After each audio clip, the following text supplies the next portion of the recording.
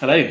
So I'm Chris from Never Told to Lift, and I'm a physiotherapist who's got a particular interest in introducing strength training to older adults and those who thought they couldn't do it. And what I wanted to do was start a new feature where I'm going to do a weekly Q&A session where I'll come on for about half an hour, possibly up to an hour, depending on who comes along, and I just want to answer any questions that you might have about how you might get strength training as an older adult, any sticking points that you've had trying to get started.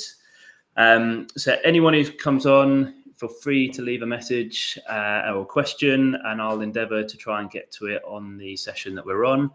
If you're watching the replay, again, please do leave a comment with a question, and then what I'll do is I'll write all those comments down, and next week I will start to try and answer some of those questions. So for today, I've already sort of got a list of questions I'm going to start to work through, and then if anyone comes on live and asks anything else, we'll answer that as we go through. So one of the first ones I tend to get is, am I too old to start? And very simply, the answer is no, you're never too old. You can build strength at any age, and it's more about how intense we do the exercises at rather than what type of exercises we do. But if you're not actively trying to build strength, then you are losing strength. And there's a process called sarcopenia, which refers to muscle loss as we age. So if you are over 30, it's already started, but it accelerates from the age of 50. And we're starting to lose muscle mass. And you won't necessarily notice it straight away, but the more that you lose, the more activities that will slowly start to affect, until even small things like getting upstairs and getting up from a chair can eventually become a problem. And if we don't start to tackle it while you've still got the more strength you've currently got, the easier it is to build strength. It becomes harder the later you leave it, but it is possible to build strength in most cases. Occasionally there's particular types of injuries or conditions that will make it very difficult, but for the majority of us, we can build strength at any age. And an example I use is someone who came to see me in the physio clinic, and he's given me permission to share his story, and you can find one of the videos on the YouTube channel, and I'll try and link to it below. But his name's Phil. He came in with arthritic knee pain at the age of 76, and he'd never done any regular sport before coming into me. So other than school, he said sporadic swimming at times, maybe a little bit of tennis every now and then, but he'd never really been active other than the garden. But even that he couldn't do because of his knee. So we incorporated muscle strengthening around his knee as treatment for his knee. But then as that improved, that naturally developed into starting strength and resistance training on a weekly basis. And he eventually got, with a few interruptions with lockdowns and COVID, but once we kind of got back into it and really established a routine again, he got to the point at being able to deadlift 65 kilograms and squat 60 kilograms, between 55 and 60 kilograms. And for someone who himself only weighs 63 kilograms, he was able to lift more than his body weight in both a squat and a deadlift. And that's for someone who didn't start till he was 76, and he's now 80, and he's continued to build on that. And that's just one example of many of people who have left it later into life before they've kind of taken on board and seen the benefits that it can improve. It has improved his knee. I'm not going to say it's completely alleviated everything, but he's now back in control. He's back in the garden doing everything he wants to do. And he feels better than ever, and he has no intentions of stopping. So, yeah, longer answer to that was am I too old to start? And yeah, the answer is no. You can start at any point. Are you going to have things going on that probably will mean that we have to adapt how you get started? Probably, and we can come on to that in a little bit. But yeah, you can start at any point. Another question that I tend to get, and I've kind of covered it already with Phil's story, but can I start to do strength training or lift weights or do resistance training if I've got osteoarthritis? So whether that's arthritic knees, arthritic hip, anything in the shoulder, any joint really. And again, the answer is yes. And again, it's very important that you do incorporate strength if you've got those conditions, because it's shown that if we increase the strength, we're less likely to have the painful symptomatic arthritis that's associated with the condition. The more you let the strength around the joint decline, the more stress is going to be placed on the joint, because the muscles act like shock absorbers. They create this nice, smooth suspension system that is going to shield the joint from the everyday forces you place upon it. So the weaker you get, the more likely it is that your pain is going to be higher as a result of your arthritis than if you are stronger. Your pain is less likely to be something that affects you as much on a day-to-day basis. So again, there may well be things that we have to adapt. So one of those for arthritic knees, and we did with Phil, if you're doing a squat, you'll probably find the deeper you go into the squat, the more painful the squat is going to be. But if you just work on the shallow side of the squat in a comfortable range, you can then add weight to that. And often it stays comfortable whilst you're in the comfortable range. So you can start building strength in that range of motion. And the stronger you get there, once you take the weight back off, you can often then start going deeper into your squat again, add a bit more weight on. And then over time, you'll find that you can generally start to reintroduce a deeper squat, adding the weight back in. And there are various adaptations like that. So shoulders, you might find that actually having your arm fully above your head is too painful. So rather than work on a shoulder press where you're pushing up, being on a chest press where you're laying on your back, you'll find that you can often get a lot more out of that. Start to build some strength around the sort of shoulder and chest. And then that often carries over into starting to be able to venture into these positions up here. Other adaptations is you can find ways of reducing body weight when you're doing it. So again, with a squat, if you can't quite do a body weight squat, you might put your hands on a surface, or you can use what's called a TRX, a suspension trainer, and you can lean into that and take some of the weight off. So at least you can start to go through the motions, get the body used to the movement. Again, you can add a bit of weight in whilst you're still holding on to that, because you'll change the angle slightly. But yeah, lots of different adaptations, a little bit different to describe sometimes, but I've got some videos on various ways you can start. But again, that question, can I start if I have osteoarthritis, or can I start if I have arthritic knees or arthritic hips? Then yes, not only can you start, it's very important you do start. And just being cautious of those conditions as we get going. So again, if you're watching this on replay, do leave a question in the comments. I will then have a look later on, and I will then next week when I do this, I will then cover that question and go from there. So next question, will I hurt myself, or is lifting weights dangerous?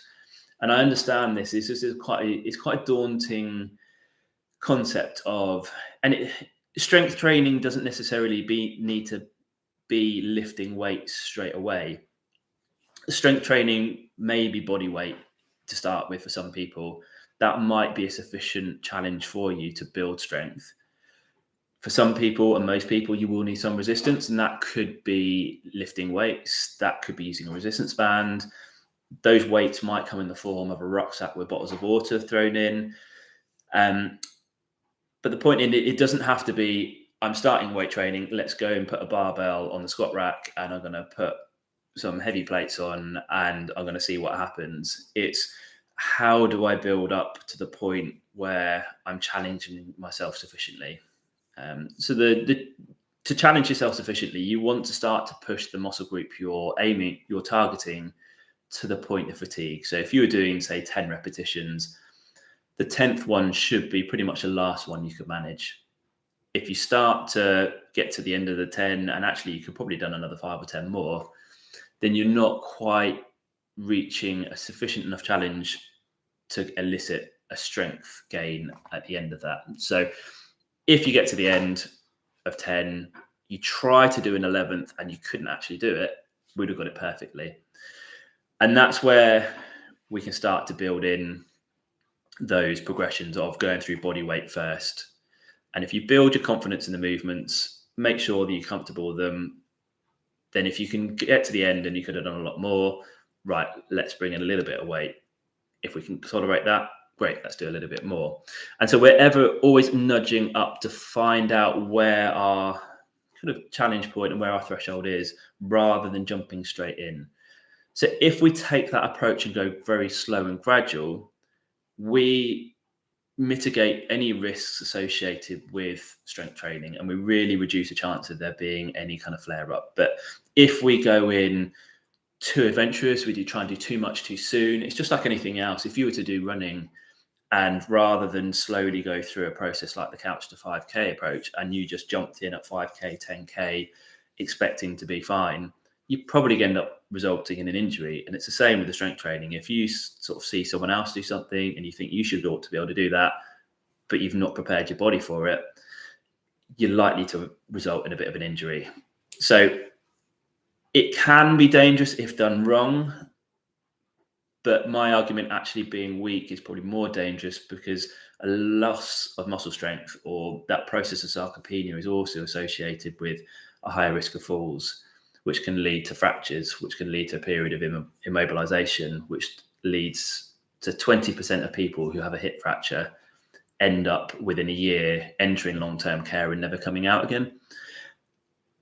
And if we start to build our strength, we massively delay that risk of falls and fractures and hospital visits, and we're very less likely to have any of those. And also, a loss of muscle strength can be associated with things like cardiovascular disease, respiratory disease, dementia, diabetes, etc.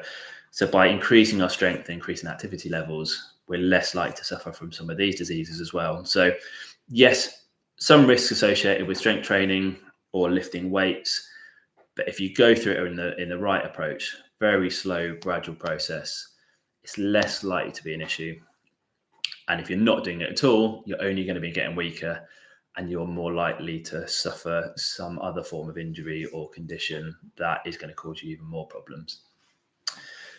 Then I'll just cover one more question now, and that is, how many times should I work out? So if we look at the physical activity guidelines laid out by the World Health Organization, for the general kind of guidelines, if you look at it, it states that we should be doing at least 2 sessions of muscle strengthening activities per week. That is actually for anyone age 18 to 65. For 65 and over, they've got a separate set of guidelines that say that we should actually be doing at least 3 sessions of muscle strengthening. And that can go against sort of rational thought. And you might think that the older you get, the less you should be doing, and you should be taking it a little bit easier and trying to stay safe and maybe do more non-impact stuff like swimming or Pilates. And whilst they're fantastic, and you should probably consider doing some of those as well, those guidelines for the over 65s recognize that we're going to be losing strength if we're not trying to build it. So rather than the 2 sessions for everybody else, we should be doing 3 sessions of muscle strengthening exercises. So those sessions, it's a bit ambiguous about what a muscle strengthening activity is.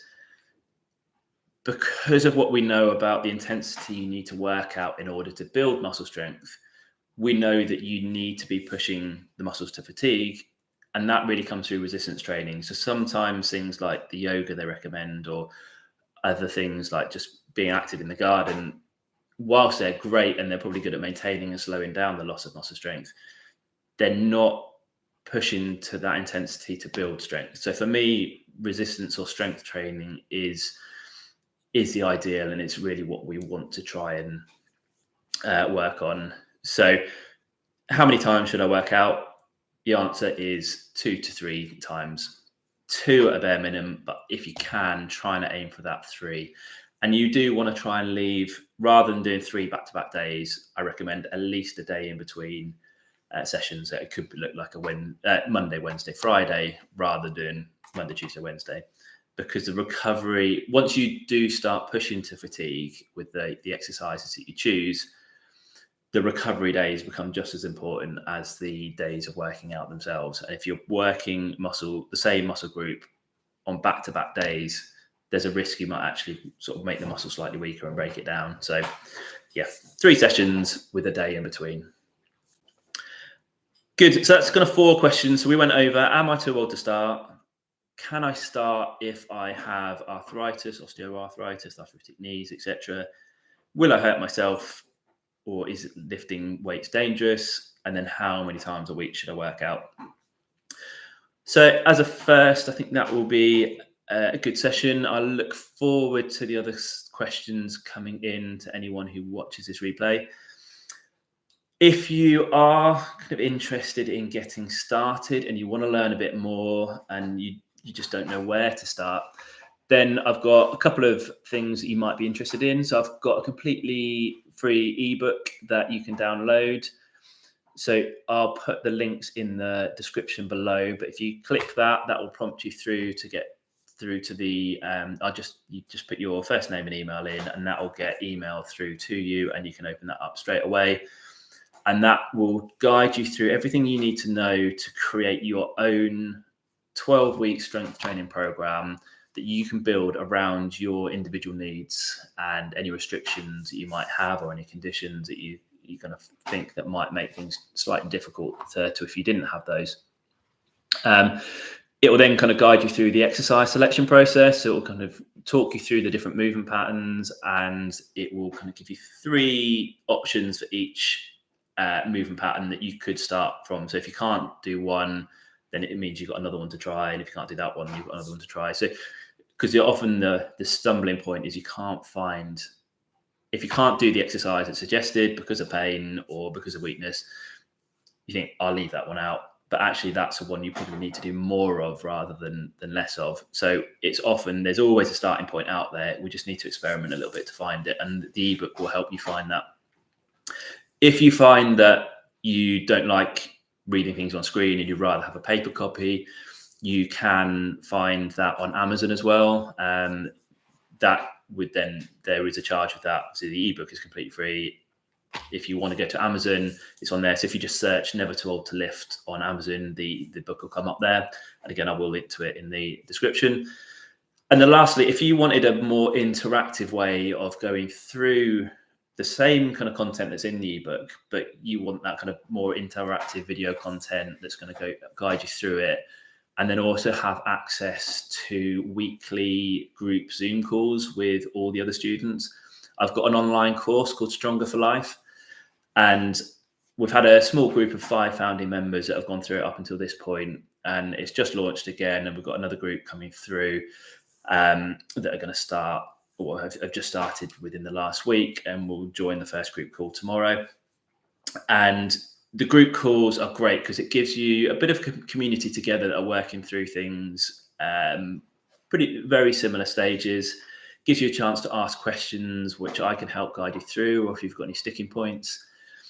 I can help you with that exercise selection. We can share your progress with the others, and then knowing that you're going to come back for the next week call, it provides a bit of accountability to kind of keep on track as you work through the strengthening program and creating not only the planning, the goal planning stage, creating your program, putting it together, and then working through and how to progress it. So if you're interested in that, again, I'll put that below, but that course is called Stronger for Life. If you're watching this today, so it is Tuesday the 7th today as I record this, up until midnight tonight, I do have a promotional offer that is going to run out tonight at midnight. So if you get it today, you're going to get a £50 discount off the full price. And you'll also get a free one-to-one call with myself, approximately about half an hour long, to again, just give you that one-on-one support to help you find your starting point. So if you're interested, go to the link below.